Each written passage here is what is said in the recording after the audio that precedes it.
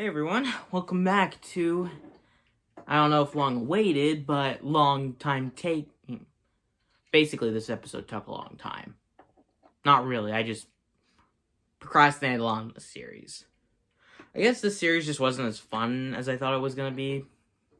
But I'm willing to push through the series until I can get to some stuff I really want to do. So we're going to finish this series. We only got like a few more episodes. And then we're done.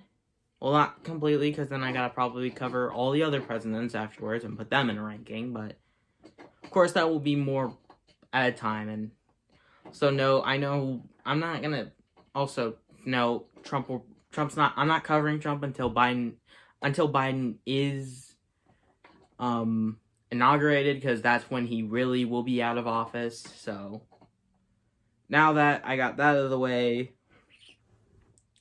let's get started. So, last time we left off, the Great Depression was happening, and it was bad, really bad. So of course, everyone was kind of mad because Hoover wasn't doing much to fix it, and what he was doing was proving ineffective. So, drop something. So, everyone decided to elect can I talk, please? The Democratic candidate, Frederick Delano Roosevelt, or FDR. And let's just say he didn't disappoint whenever he promised to help end the Great Depression. Of course, the New Deal is New Deal, which basically was fixing the economy,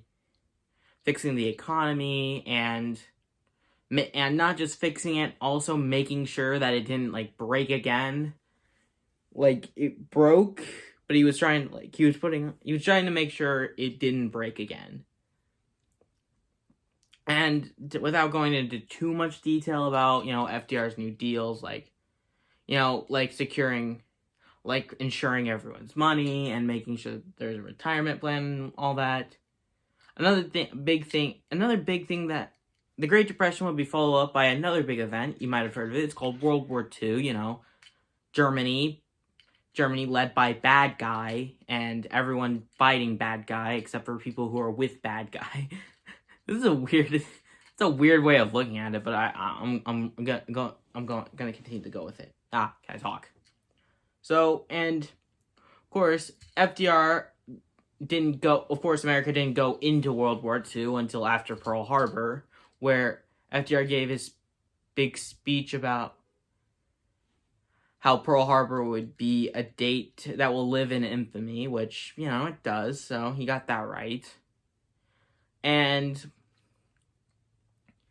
basically, FDR, I want to say, did probably a pretty good job handling the war. I'm not saying we were always winning, but we were doing a pretty good job. And he must have been doing a really good job, considering the fact that he was elected 4 times. I mean, he's definitely doing a good job if he was elected 4 times. Sadly, though, he died. He unfortunately died due to brain hemorrhage. I think I said that right. That's probably cerebral hemorrhage. I don't know if I said that right, but we're going to go along with it. And so, of course, our next president will take up. We'll see if he does any. Now, considering the fact that FDR died, Harry Truman, will be taking over.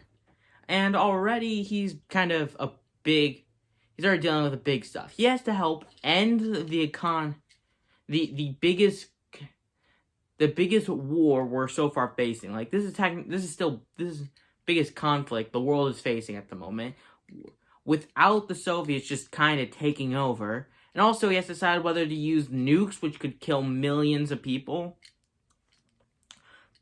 Now Hiroshima and Nagasaki is very complicated due to the fact that that a lot of people did die, and they were innocent people.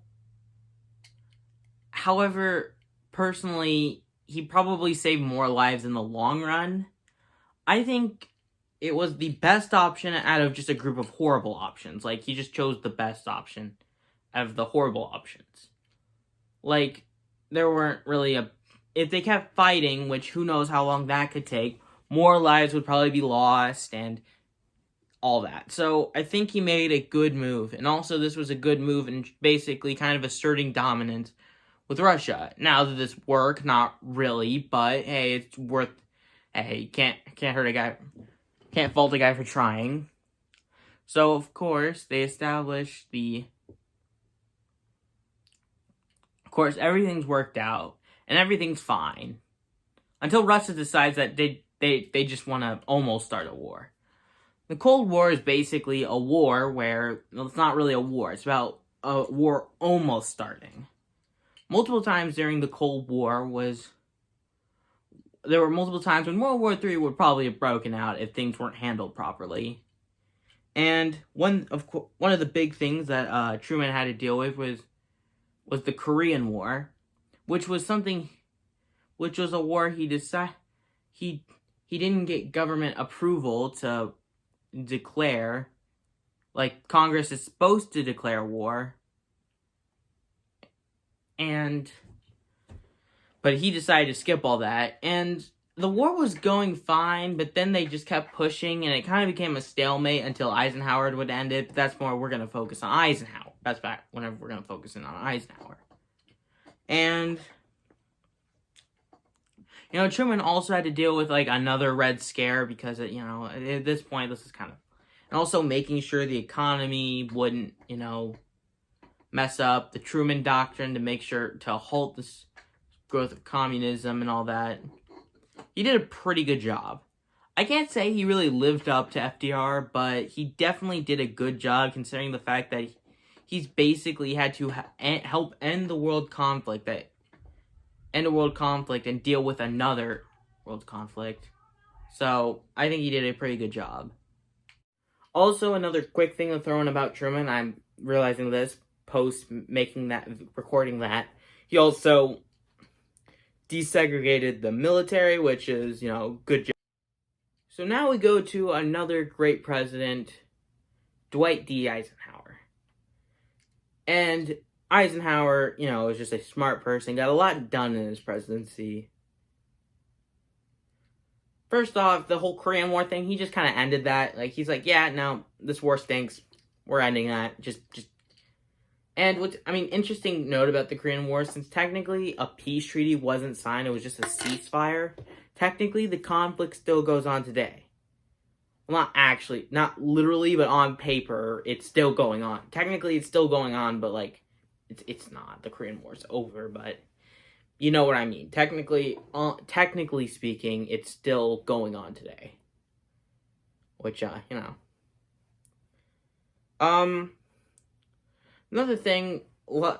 big thing he did was he definitely liked enforcing the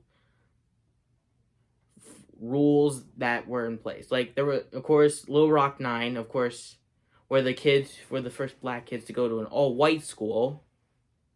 And whenever they weren't being let in and where they were he literally sent soldiers to just go be like bodyguards. Like, that's a little awkward coming to school with a military escort, but like, how cool is that? Like, you come to school with a military escort, and I say cool, but really it wasn't considering the fact of the reason why they needed that military escort. When you think about that, it's less cool, but good on him for supporting the rules.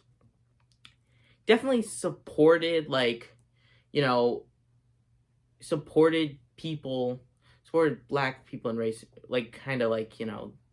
civil rights, but wasn't very he wasn't very, outspoken about it. He definitely supported it, but wasn't outspoken like some other presidents would later be. Also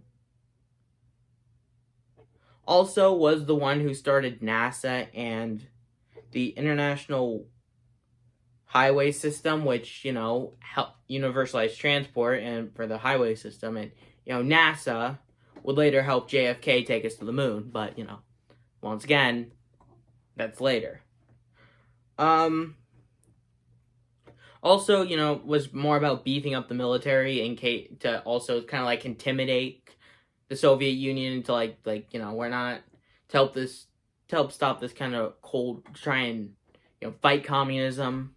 That was the main game. That was the goal for a lot of presidents. It's going to be the goal to just kind of try and handle communism. It's a theme if you didn't know, because of course Cold War. So that's about all I can say. So now we moved on to JFK, who definitely did who was definitely a big fighter in communism as well, and helped quite a bit in civil rights. I mean, he didn't get too much done, but he was kind of laid the groundwork for that. But one of his biggest accomplishments is the Cuban Missile Crisis. And, the Cuban Missile Crisis, definitely, if handled poorly, that would have been a bad situation. Now, of course, it hit the Bay of Pigs was his fault, which, that was, didn't go too well, but, we can't all be perfect. Also, he has one of the greatest speeches, which is going to the moon, and he got us to the moon. So good on him. We won the space race. Thank you for that. But I mean, like I said, again, there's not too much to say. I mean, he served for a while as president, but as most people know, he would later be assassinated. And so we now move on to Lyndon B. Johnson. Another horrible, kind of sort of iffy way on ending this episode. So let's talk about Lyndon B. Johnson. Well, basically, now Lyndon B. Johnson can be said for a lot of good things. The Great Society, which was just, a lot of, basically helping people with poverty, injustice, and civil rights. A lot of the legislation was under him. But he kind of fails there's one major flaw with him. Vietnam. Vietnam was just a really bad war, and he even said we're not gonna send soldiers, except he did exactly what he said he wasn't gonna do. Which is just it's just really annoying that he decided his whole thing, the Vietnam War was just a big war and killed a lot of people, which, sad thing that that COVID is now killed. Oh, I probably shouldn't have said that, but COVID has killed more people than, Vietnam, which is scary to think about, but, it's, but that doesn't underplay what happened at Vietnam. Vietnam was a horrible war.